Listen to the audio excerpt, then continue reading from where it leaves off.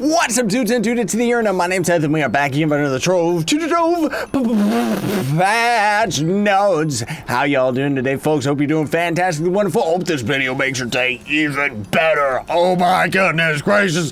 Giant Turkey Invaders are here, everybody. This is actually a very, very beautiful patch, if I do say so, mostly because of the things that it fixes, while also being very, very bad in some minor ways as well. But either way, folks, before we get started, I would very much appreciate you if you would hit that like button for me. But I do want to say that we're not going to be giving any prizes away, just the information, so that I hope you find this video helpful regardless, and let's just get started.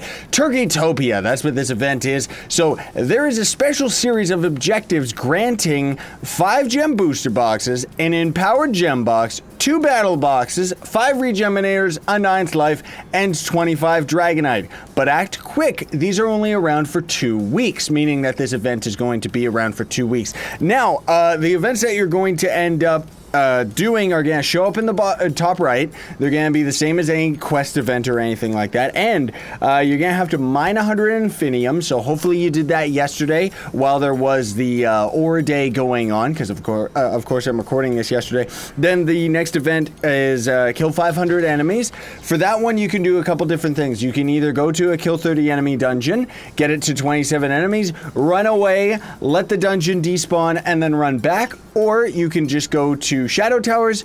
I just ended up going to Spike Walker because this week it's arena. So you can just kill all the enemies up to the last boss, respawn, and then just kill them all again. Another thing too that everybody else keeps doing and recommending is that you take a weaker character to a Pinata boss, and then you just keep farming his minions. Excuse my cat, he's sick, so he's sneezing on my lap like a freak. Then there is also forging 10 pieces of gear. Now, when you forge 10 pieces of gear, that applies to pretty much everything. You can change the aura, you can just randomize the stats on them. Pretty much most of us are going to be randomizing the stats, by the way, because the second stat reroll is gone already, folks. They really don't keep that around long enough, do they? So now you can finally get your 3rd and 4th stat to the ideal ones on your gear. Then the one after that is to kill 350 enemies. Kill enemies and kill them again. Okay, why? Whatever. And then you have to participate in 5 PvP rounds, and you don't gotta win or anything like that. You just have to participate, which means that that's 25 minutes right there, because every round is 5 minutes, right? And then finally, last but not least, you're going to have to complete 50 3-star dungeons, which do it in the Shadow Tower, because every dungeon in the Shadow Tower counts as a 3-star, so you can just go through normal Spike Walker over and over. And then there is the Wings of Unexpected Ascension are back. Here is what they look like, if you didn't already see them. They are very, very beautiful. The way that you actually get these, because people always seem to get very confused about this. They had these around last year. So long as you have spent real-life money on the cash shop, doesn't matter if it's $1, you have to spend real-life money on the cash shop and have patron points. Patron points are just the equivalent to $1 spent on the game, gives you 1 patron point. But the wings are just going to show up right here on the shop for free. So you don't got to worry about that so long as you have spent money. Then there is also a couple different deals, but we'll talk about those in a bit. You already kind of saw them. Shadow turkeys have also invaded. So you know the Pinata event that was going on where the invaders kept coming down? Now those invaders have swapped over to turkeys. You can farm them for the turkey, well, a couple different turkey things that I'm going to show you in a minute, but then there is also going to be turkey enemies just randomly, sporadically spread out through the volcanic biome, which is kind of different, and I kind of like that fact. Then there is also, the hub has been redecorated to the Turkeytopia Festival. I'm actually going to hop over to the hub right now so I can show you the craftable mounts that you get from this, because what's going on is you're going to end up getting these boxes from the turkeys. You're also going to be getting this helmet and this helmet. And both of those you're gonna have to be careful with. They are a limited time item, so you can save them and sell them later. But you're gonna have to set it up so that they do not get loot collected, because by default they are going to be destroyed. Now, thank goodness you can actually bring the items back out, so you don't gotta worry about that. And then inside this box, you're gonna get all sorts of different items. You have to open 70 of them to trigger the karma bar, regardless of having patron. It's gonna have Turkeytopia recipes, some pumpkins and stuff. You can also end up getting, there's the Turkeytopia Mag Rider, that turkey helmet, and then there's 2 other turkey hats that you can get out of this box. I'm gonna try and see if we can get something worthwhile out of the karma bar here, but I'm pretty sure it's just gonna be the trotting turkey mount, and that's gonna be very, very important, because there it is right there, because you actually can get the mount itself, just the trotting turkey mount, but then you're going to need 3. Mario, and Luigi Mario. You're gonna need 3 extra trotting turkey mounts so that you can craft 3 different mounts. So I'm gonna show you what all of those look like. Let's see what the karma bar does. What unexpected ascension are in these boxes? Okay, so you don't need to spend a cent. You just need to farm up the turkeys. Jeez. Go. Devs are crazy, man. So anyways, let me show you the trotting turkey. Here's what this idiot looks like. Get off of it, it's scaring me. And then you use it to craft the Appeased Dream Gobbler. These were around last year, so it's nothing special for most people. But I know that a lot of you didn't catch last year's Thanksgiving. Can you ever swap? Oh, because that's a Turkeytopia thing.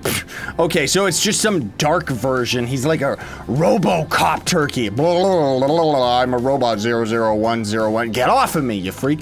And then there's the new beautiful mounts, and these ones are hilarious. There's the Ready Roast and the Roast Rider.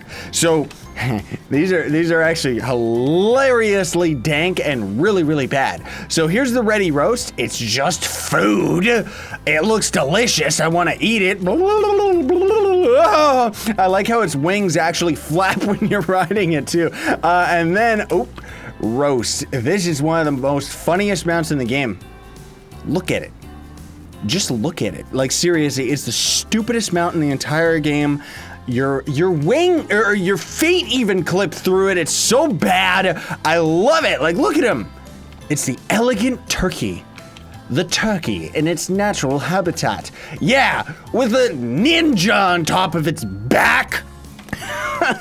So either way, there's all that stuff. You can also, I think I mentioned, but you can get the Mag Rider turkey out of those Turkeytopia boxes. Then they also have language selection priority is now given for the settings menu instead of glyph. Okay, this is a big one here, folks. It's finally here. Club permissions have finally been fixed. Oh, what a joyous day. That means we can finally start having some architects again, have people start building, because zone restrictions now applied to existing zones when terraforming. Oh my goodness. Fixed for higher ranks, not being able to modify zones whose permissions had allowed lower member ranks to modify the zone. So what this was the error a couple weeks back where an architect could actually set a zone's restriction. I guess that was actually still going on. We demoted everybody right away, mostly because of restricted ranks that can terraform to officer and leader. Thank you very much, devs, for that one, because otherwise architects could terraform everyone's biomes, and it was very scary for us in Team Pixel, and a lot of people's clubs just ended up getting wrecked. By the way, all of these hats and stuff like that, I'm just gonna throw them in the club chest periodically, so you can always check that out, just randomly. I'm sure tons of people are doing it. And then there is the store changes. 3 great new packs, not really, have been added to the store. The Dark Dungeoneer, the Fiery Fighter, and Celestial Champion will give you styles as well as power. I don't really know how they give you power. The only thing that they give you is mastery, so that's a kind of a lie there, devs. These packs are designed for new players. Keep that in mind. This is really, really funny. So act now if you want them, because they'll be disappearing in a future patch for existing players. New players aren't gonna spend $100 on this game, devs, let alone all the items that you get out of here. You could probably get it for, what, under 200K? Like, seriously, man, put the proper value to these items, devs, please. Because the items that you actually get out of these packs are just not worth it. If you're a new player, if you're just tuning into the series, do not buy these packs. They are a blatant ripoff. Like, seriously, the items that you actually get out of these packs, you can grind in a week, even as a new player. Spend your money on Patron. That'll get you a lot further than it will with any of these. Or buy the dragon pack that gives you the beautiful golden dragon and the dragon pouches, because at least you can sell that for a ton of flux that potentially can get you 2 copies of Patron. Like, seriously, that one's just bad. I'm sorry, devs, but really, like, come on. So, a couple items have been renamed as well. We're going to skip right over those. You can read those in the patch notes. Links will be in the description. Additional updates. Daily Dragonite rewards now expire after 24 hours. Why? I mean, okay. Fix copies of placeable object preview reappearing in worlds if you left that world while in build mode. So what that means in English is that if you were in your build mode and you saw the build preview like that right there, if we left the world and came back outside of build mode, that preview would still be there. So they fixed that one. That's actually a good one because that was getting annoying. Super sampling settings now no longer affect projectile targeting. Since when did super sampling affect projectile targeting? Like, how does that even affect it? What exactly did it affect of the super sample, like the targeting? Was it making it miss, or was that just the lag of the game? Like, really? Little Pup, which normally the only way that you can get Little Pup is you have to spend money on a completely different game in order to get that ally in this game. By the way, there's those beautiful puppies right there. Those are the dark version of the turkey wings. Those are in the chaos chest right now. We also have double chaos factor, which they seem to have forgotten in the patch notes, unless I just skipped over it. You can always go to your stats menu right here, and chaos factor is right down there at the bottom. So I have a base of 8. I'm getting double that, although it doesn't actually say it right here. Like, you're just gonna have to calculate it yourself, right? Removed an exploit tied to combat effect that is granted by the Candy Barbarian's class gem. So what this was, folks, I admittedly will say that I think I'm partly to blame for this, because I casually talked about it in a live stream once, and I forgot that whenever I talk about these things, people tell the devs. So what was essentially going on is, as the Candy Barbarian, I'll just show you the glitch, right? You could do your number 1 ability, type respawn, blark, come back to life, do it a second time, or at least I always do, just to make sure. And now, except they fixed it, we would actually have the pulling in ability of our class gem while walking around.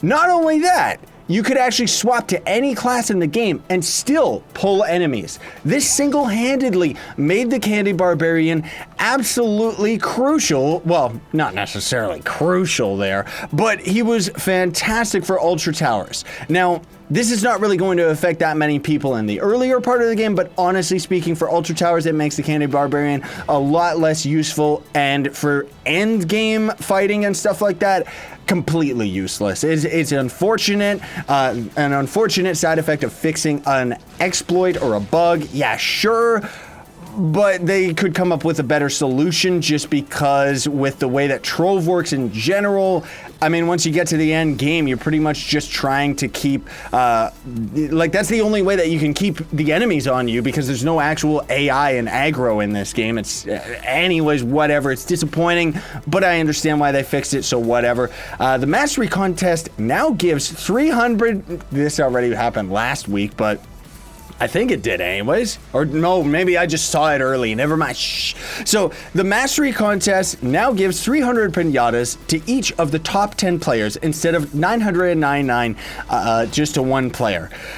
this is extremely disappointing. You know, Chronozilla actually just recently got up to the max mastery, and it really sucks that they ended up doing this, because as you can see right here, there's only what new item got added to the game that gives tons of mastery, apparently, like seriously. But either way, everybody was pretty much tied for mastery, right? And the whole thing that sucked about it was that people that were tied for anything on the leaderboard, only one person would actually get the top prize, and it would just kind of randomly choose between anybody that was in the top, anybody that was tied, right? Now, apparently, according to the devs, they never knew about this since the leaderboards came into the game. They thought that everybody who was tied ended up getting the prize. Now, that would be fantastic if that was the case, but unfortunately their band-aid solution to this is that they make it top 10, which, I mean, look at all these people, they're pretty much all tied anyways, but the top 10 get 300 pinatas instead of 1,000. Now, I understand why they give it instead of 1,000, because, I mean, as we saw with the Pinata Invaders and people throwing pinatas left and right, the servers were crashing constantly. But still, that just seems like a very disappointing thing. Like, I'm disappointed for this fix,